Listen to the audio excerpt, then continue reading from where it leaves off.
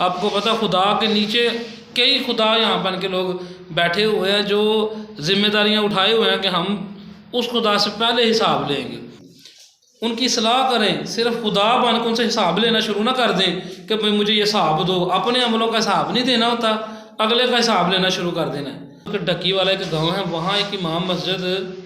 جو کہ پہلے خسرا تھا اور پھر وہ امام مسجد بن گیا، لیکن اس کا راز کھلا ہے ابھی ابھی، تو لوگوں نے اس کو مجبور کر دیا دوبارہ امامت چھوڑ کے اب دوبارہ وہ اپنے ناچ گانے والے کاموں کی طرف آ گیا۔ سوال میرا یہ ہے کہ اس کا ذمہ دار کون ہے؟ اگر وہ ناچ گانا چھوڑ کے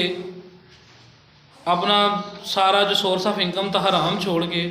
ہدایت کی طرف آیا، اور پھر اچھا بھلا یہ نہیں ہے کہ وہ صرف برائے نام ہے، نکاح کئی سال اس نے پڑھائے ہیں، جنازے پڑھائے ہیں، نمازیں پڑھائی ہیں،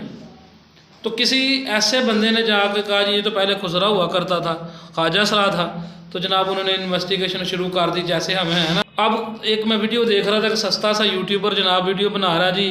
ہمیں دعائے قنوت سناؤ، پھر اس نے سنائی ہے، پھر جو ہمیں ناچ گانا کر کے دکھاؤ اس نے وہ بھی کیا ہے۔ یعنی مقصد یہ ہے کہ طنز اس پہ ہو رہا ہے۔ سوال یہ ہے کہ اس کو نیکی والی زندگی چھوڑ کے گناہ کی زندگی کی طرف دوبارہ لانے والے کون ہیں؟ حامی ہیں، یہ معاشرہ ہے۔ تو یہاں کا گندا سسٹم ہے جس نے مجبور کیا ہے کہ ایک خواجہ سرا کو کہ وہ جو اچھی زندگی گزار رہا تھا وہ دوبارہ اس اچھی زندگی سے نکل کر گناہوں کی دلدل کی طرف دوبارہ آئے۔ بھائی اس کے ساتھ بھی پیٹ لگا ہوا ہے، اس نے بھی رزق کمانا ہے۔ جب آپ نے اس کو طنز اتنے کر دیے ہیں، اس کے راز کھول دیے ہیں اور اس پر انگلیاں اٹھانا شروع کر دی ہیں کہ اس کے پیچھے کس نے نمازیں پڑھنی ہیں یا اس کو کس نے امام رکھنا ہے، اپنا آخر اس نے پیٹ بھی تو پالنا ہے نا، تو پھر دوبارہ ناچ گانے کی طرف آ گیا۔ اب سارے خوش ہیں کہ جس دن ہم دوسروں کے عیبوں کو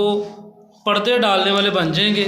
اس دن یہ معاشرہ بالکل ٹھیک ہو جائے گا اور لوگوں کی اصلاح کرنا شروع کر دیں گے۔ جس دن ہم نے یہ سوچ رکھ لی کہ ٹھیک ہے جس نے بھول کر ماضی کو